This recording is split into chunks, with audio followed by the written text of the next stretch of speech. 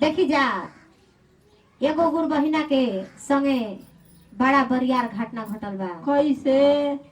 तनी एक बार महादेव जी के जयकारी लगा दी। लगा दी। हर हर महादेव मैया भवानी की जय। प्रेम से बोलो सच्चे दरबार की जय। देव के देव महादेव के चरण में कोटि कोटि नमन प्रणाम। हर हर महादेव। देखी एगो गुरु बहिना के संगे बड़ा बरियार घटना घटल बा। कैसे? कैसे की जैसे पति पत्नी बाड़न तो ई तो जन्म बाल बच्चा के दोनों आदमी के संबंध बा। एगो देवे वाला तो ऊपर वाला बड़न। हाँ उनका के महादेव जी 3 गो बेटी देले रहलन। चौथा बेटी के में जैसे कि गर्भ रहे पेट में कहलन कि चौथा बेटी हो जाई तो तहारा के तलाक दे दे। उनकर पति जी कहले रहलन तो कहली कि देखी जब रौरा हमरा के बेटी होई तो तलाक दे दे। तो ई जन्म हम अपना बेटी के नैहर में देही। एजा ना देही। ऐसे आकि जब हम एजा दे देही बेटी होई तो रौरा हमरा के तलाक दे दे। तो जाइब कहाँ? हाँ जाइब कहाँ? नैहर में होई तो नैहर में छोड़ के चलिए। ओ से अपन नैहर चल गई। तो का कहतड़ी? कैसे? अरे लिखला करमवा गुरुजी कैसन बनावाला हो। लिखला करमवा गुरुजी कैसन बनावाला हो। ए गुरु दुनिया के कोई नारी सनुएरा। ए गुरु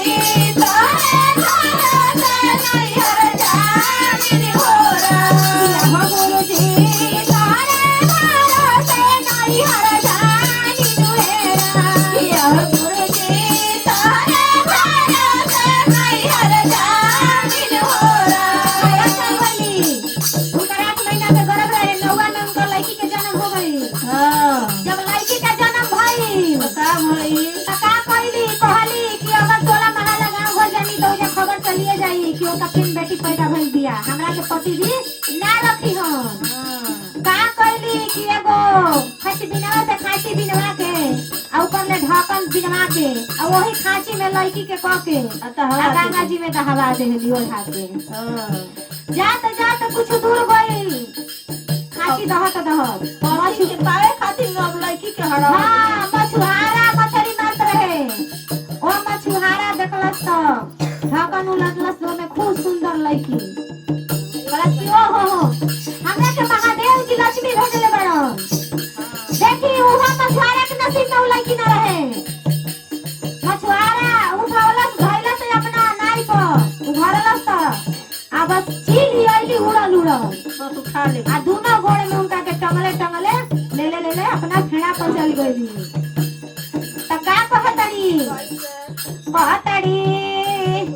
अरे देता जन्म गुरुजी गंगा भवानी हो देता जन्म गुरुजी गंगा भवानी हो बेटी के जन्म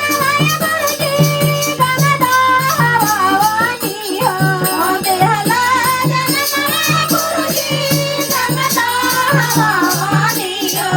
अरे से हो जा बेटी मछुआरा पालन घेरा हो भला हो से हो बेटी मछुआरा पालन घोरा खाने छोड़ दिया हो गुरुजी नैया सुतावालनी हो खाने छोड़ दिया हो गुरुजी नैया सुतावालनी हो गुरु हो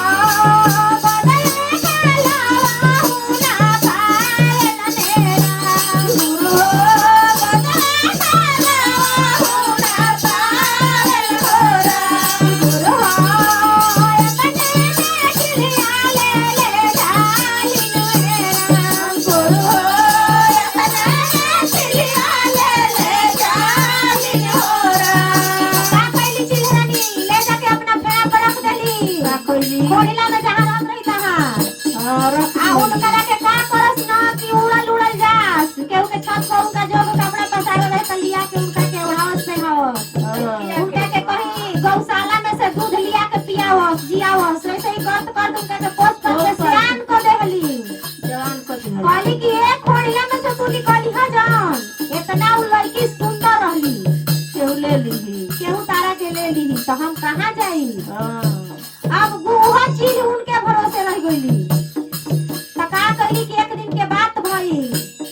लड़की अब कहली कि ओहो माई हमार तो कहले भी कि निकली ह जान आज तनी हम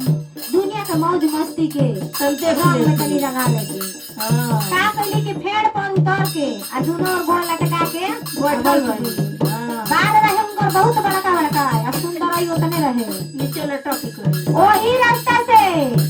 एगो राजा साहब के लड़का गुजरत रहलन तकलन क्यों होतन हे जा धान गवा ली फेड़ के नीचे तो आदमी फेड़ पर बैठेला तो ऊपर नीचे तकबे करेला काहे ना जरूर ताकेला तब तकलन कि ओहो खूब सुंदर लड़की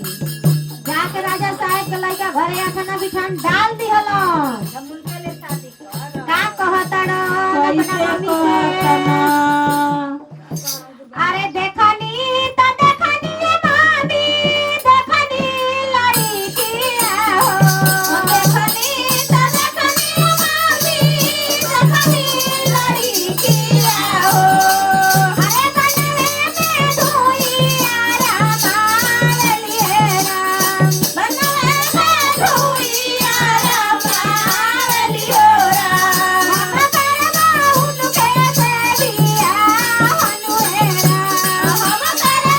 उनके से बिया हनुएरा हम उनके से बिया हनुएरा हम उनके से बिया हनुएरा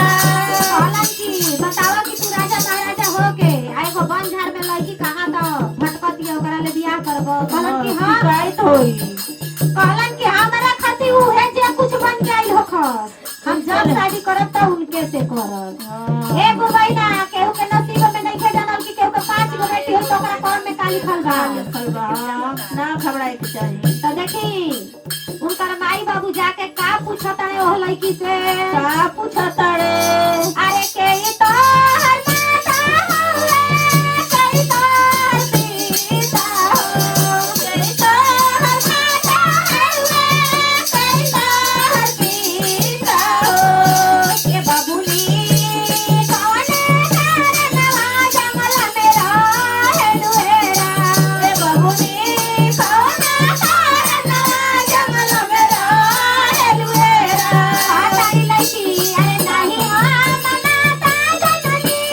नहीं हम सीता हो नहीं हम माता जननी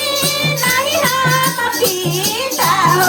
हमारो देवारी हो चिल्हा तारिया हो हमारो देवारी हो चिल्हा तारिया हो कौने करनवा जंगल में राखलिए राखी कौने करनवा जंगल में राखलिए राखी नहीं जननी कौन विधाता के लिखल हे राम नहीं जननी कौन विधाता के लिखल हे राम कि हम नहीं की जानो कि हमर माता बा के पिता बा हम जानतनी कि हमर चिलिए माता बड़ी चिलिए पिता बड़ी कावना कारण से हमरा के जंगल में रखल बड़ी हम नहीं की जानो तो उनकर अली चिल मातारी तो उनका से पूछाई का कहतई तो अपन मोए बात बतावली कि हम इनकरा के गंगा जी के रेत को माने मछुआरा भाई से हम इनके किस्म के लिए बनी कि हम पोसले पलले बानी हम माने इनकरा के ऐसा कइले बानी हम के लिए निकले ना दे तरह यहाँ कि केहू माने लेके भाग जाई